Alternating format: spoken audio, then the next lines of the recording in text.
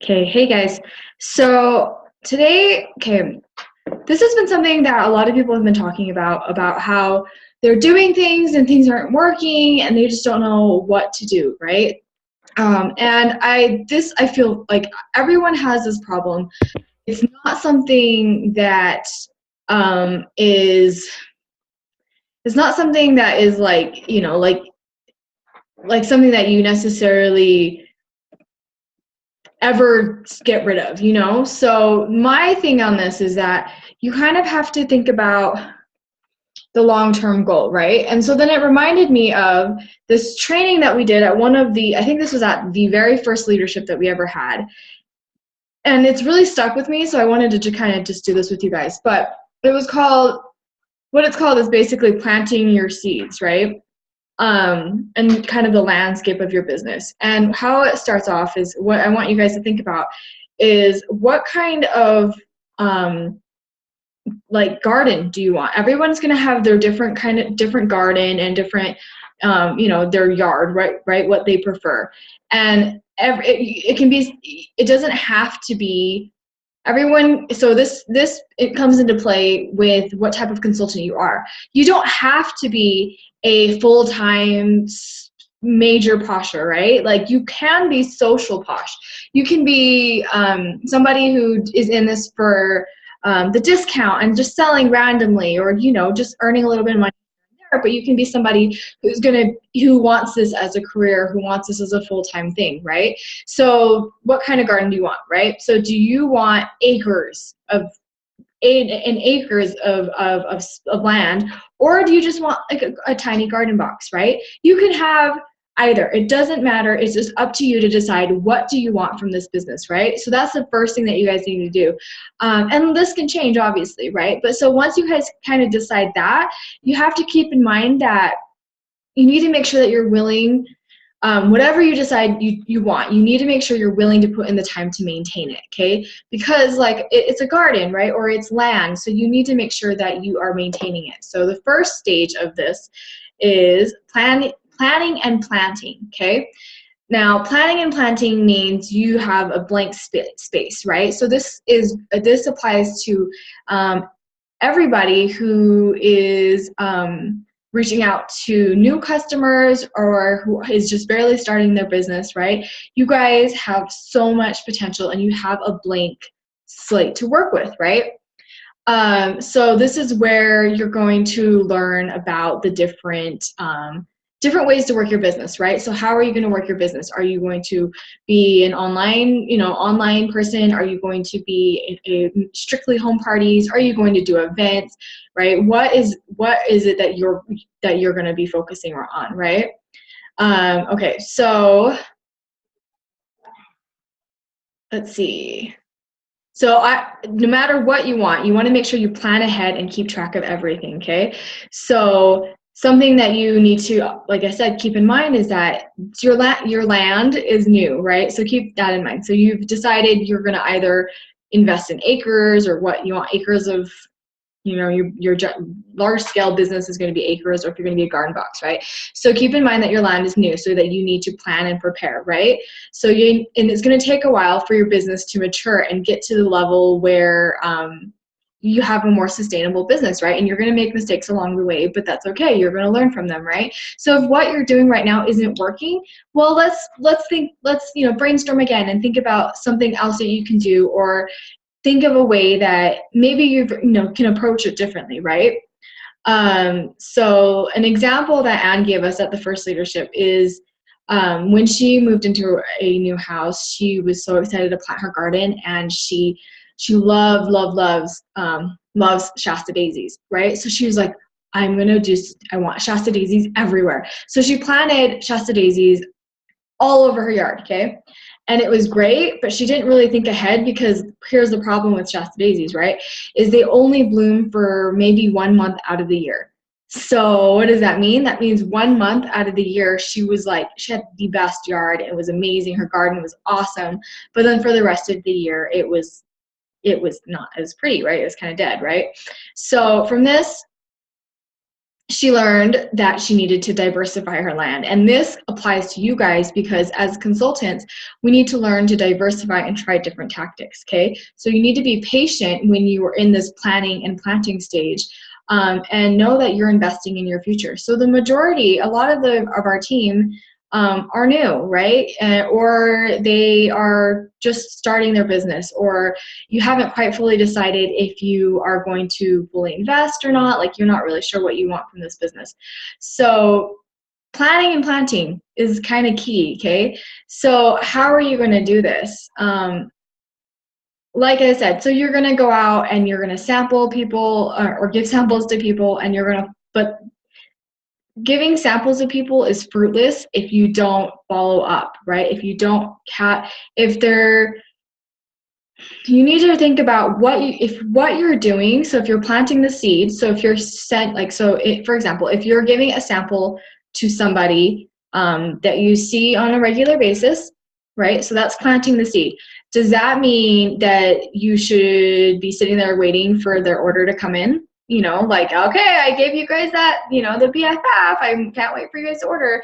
No, that doesn't mean that. And I don't think that you guys think that. I'm just saying that, like, okay, so that's one time that you've planted one seed. So now you need to follow up and maintain that, right? And make sure you're nurturing that seed, if you will. So, watering it, right? Make sure it has the right soil. So basically so for that example, you've given someone a sample and you're going to follow up and see if they like it. If they liked it, then great. That's awesome. We're so happy. What did you like about it, right?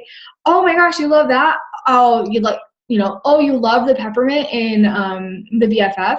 Oh my gosh, I'm a huge fan of peppermint too. Like, let me give you a sample of Cackle Spackle, and you need to tell me how. I'd love to hear what you think about it, right? So you're kind of nurturing that right there, the relationship there, because I say this all the time, and everyone, like Posh says this all the time, is that we're in the business of building relationships, okay?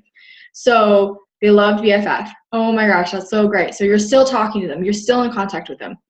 Let me give you Cackle Spackle. Like, tell me how you think, how you feel. So you're nurturing that relationship, right? So something else you can do with these people that you are handing out samples to is add them to your VIP group. If you're not a VIP group kind of person, get their email and write newsletters, send out email newsletters. I know Posh does this when they order from your website, but you can do this too. This is actually one of the things that I started pretty soon after I started my business. Before Posh did like regular emails or anything like that, I had a email newsletter list, and I still have it, and I try to send out at least one email each month, and I'm still seeing people opening it, and it's great, and it's great to see who is still there. And if you keep that contact and nurturing your contact, then that you're investing in it, right? You're investing in that person, right? Now, what to do if you're that person, that contact that you've given a sample to does not talk to you, does not respond, doesn't they've taken all your stuff, all your freebies, and they just don't want to talk to you, right? That happens, and it sucks. I totally get it. It really doesn't, but what can you do? Well, you can't, get mad at them, right? Like, all you can really do is let them know, like, hey, like, I'm here if you ever need anything, if you have any questions, offer them a chance to keep in touch with you, right? Like, offer them your VIP group or get into your VIP group or whatever, right? Or you want to leave the door open, because even if it's not a good contact, right? Like, it wasn't the best interaction with that person. Who knows? Maybe things will change. Maybe later on they'll be like, oh my gosh, that Posh sample that you gave to me a year ago, I, finally tried it, and I love it. Or that Posh thing that you guys, you've been talking about for like how long? Like, what is it? Like, maybe they're getting more exposure to it, right? So you want to make sure that you've left the door open so that they can talk to you again. But it helps if you have some way to contact them, right? Like, keeping in touch with them somehow.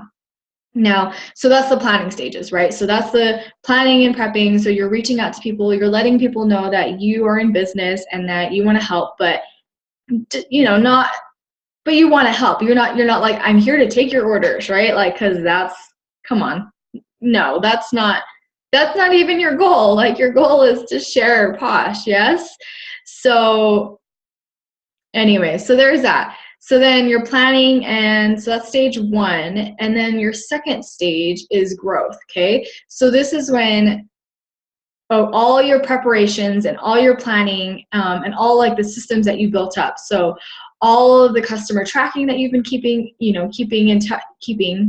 all, like, so anybody that has ordered, you're following up with them, you're thanking them for their order, you're asking them later on how they feel about it, you're following up with them, asking if they need refills, right? You're offering good customer service, and you're really, you've got your tracking down, right? You've got your system in place. So then your next stage after that is growth, okay? Growth is when you start to see the benefits of the planting. So you've planted your seeds, and now and you've watered your seeds, right? So now you're seeing them start to sprout, right? So it's super exciting. People, like, the excitement is very contagious, right? Like when Posh is doing well and everyone is like excited, then it spreads, right? So this is when having your planning and preparation in stage one, this is where it really comes into play, because it might seem ridiculous to have, like, I don't know, keep track of customers, because you think that you're going to remember every single customer or remember everything they've ordered or when the last time it was they ordered, right? But when you get to this stage, the growth stage, and you're getting orders more often, you're getting people you don't know as well, ordering, and things get muddled, you're not going to remember what just happened, right? So you want to make sure that all that preparation and the planning in the first stage, that you've taken the time to invest in that, because in the growth stage, that's when it really, really is gonna hurt. It's gonna hurt you. It's gonna be really difficult if you haven't figured that out yet, right? And like I said, it changes. Things can change. Your systems can change, but it helps if you kind of put that time into planning and preparing beforehand, right? So then let's finally talk about the growth stage. So this is the growth stage where things are finally happening, but you want to make sure that you are keeping up with it. So even though you do have some plans in place, don't forget that you still need more plans, right? You still need to have you can always better your system. You can always evolve, I guess, and so that your business is growing to fit your growth, I guess. Changes to keep your growth. And then let's see. So then this is the time to make sure that you're really doing your follow-ups and your customer service. Keep in mind again that even if they say no now, doesn't mean it's no later. So you want to make sure that you are following up with them.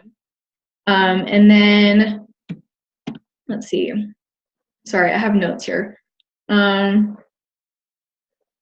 Okay, and then one of the biggest things that I took away from this whole training when I first received this training was that you want to make sure to keep your pipeline full. What does that mean? That means you want to always look ahead.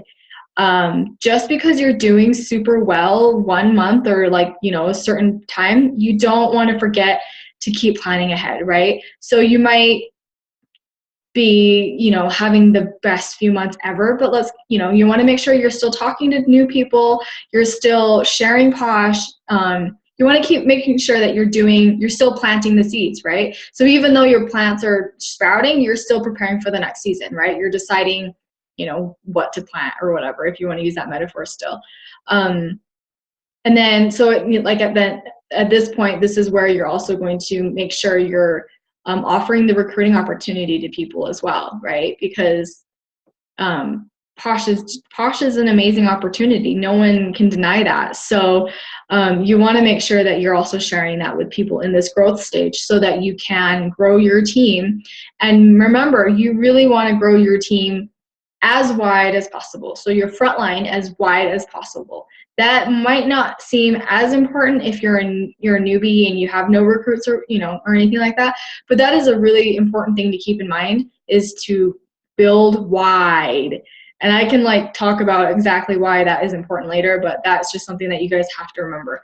And then let's see. Oh yeah, and then making sure your pipeline's full. That's important, because even if you are in your rapid growth stage, it's not going to last forever. That's just what it is, right? The holiday season might be the best month you've ever had, but typically you're not going to get the same numbers in the middle of July, right? Okay, so then let's move on to the next stage. The next stage is, so we're on stage 3, and it's maturity. And maturity is the goal of every relationship, okay? So this is when you've kind of established your brand. You have your, you have your team, you have your consistent sales. It's more systematic. You're very consistent. You kind of feel a little bit more comfortable in what you're doing, right? You have your systems in place. You have your customers. You know how to talk to people about it. So then this is when, this is in the training, they recommended during this stage is when you want to use different methods to reach customers, okay? So this is when you might want to change your strategy around and shake things up a little bit so that you're not stagnant, so that your business isn't stagnant, because you are in a mature business, but you're not, if you want to keep growing, you got to change things up a bit, right? Let's see. And then last bit, so then that's the end. The last bit is the decline. So we've got our curve, and we're leveling off in the maturity, and then the decline is just when your business is solid and things are good, right? But that doesn't mean that your business is over, right? It's not like your business is dead. It means make sure that the cycle starts again. You're going to go look for more customers. You're going to, and in this case, in the most cases, you're going to be doing this. It's not like you're going through stage 1 through stage 4 and then stopping. No, you're continually working on stage 1, and then when stage 1 is the first, I guess, I don't know if you guys know what I'm saying. It's like a round robin of sorts, right? So you want to make sure you're continually doing this as you're going. So hopefully, I don't know, that kind of helps you guys kind of with this. But when I got this training at the First Leadership, I was like, oh my gosh, this is the best thing ever. It's hard. A lot of you guys are have talked about how difficult it is to get out there and to have people express interest, and I promise you guys that it's hard and it really sucks. I totally know how you feel. I definitely know how you feel. I can't even tell you guys how difficult this has been, but it's worth it. Every little bit that you guys spend in your business, make sure that you guys are investing in your business and in yourself. Make sure that you're not wasting your time on something that's not going to bring in money, right? That it's not going to build, that's not going to build your business. When I first started, I did this. So this is me personally, right? When I first started, I did a lot of my own graphics, because I had no idea there was a graphics page until way later on. Apparently in my own world, I didn't know. So I did my own graphics. I did a lot of stuff on my own. And as much as it might have helped me in the very beginning, it took up a lot of my time. And so eventually, now that Posh has so much stuff, they create so many great things already for us, I just repurpose what they give me. Or I go to the graphics page and I just find what's there and make it work, right? It's not worth spending an hour of my time making one graphic that looks slightly different from another person's graphic. Depends on how you feel about this. Maybe if you're amazing at graphics and you want to brand yourself, then yeah, invest in that, because you're branding yourself. That's an investment, right? But this is just my example. So I stopped doing graphics. I stopped making graphics unless I didn't find anything that fit what I was looking for, or if I'm looking for something that's specific to my brand, right? Because I'm investing in my brand. So that's an example. Don't waste your time doing things you guys don't need to do. Because it's if I take an hour to make a thank you graphic, which I can easily find something that will work, that hour could have been spent making samples or sending out samples and follow-ups to customers. Like, I'm horrible at that. So I need to remember to do that and actually schedule that in. So make sure what you guys are doing is an investment into your business, basically. That if you're doing something, make sure that the end result is that it's going to bring you money. So even if it might be difficult right now and you're handing out samples like crazy, well, think about it. Maybe you need to change your tactics a bit. Are you handing out samples to people that you're going to follow up with? You know, are you handing out with people that you have a relationship with? Or, you know, it's kind of, I don't know, it's different. It's a little bit, it's individually different for circumstances, you know? So if you guys have questions, you guys are always welcome to post on the team page about this, your specific circumstance or whatever specific question you guys have about your business and what, you know, whatever you're trying to overcome, and we can help you. We have all been in, I promise, every other, you know, most situations, and we can help you guys. So yeah, hopefully that helps. I'm going to end the recording here, but if you guys have more questions on the specific topic, feel free to go on the team page, but we can have a Q&A after this as well. Okay.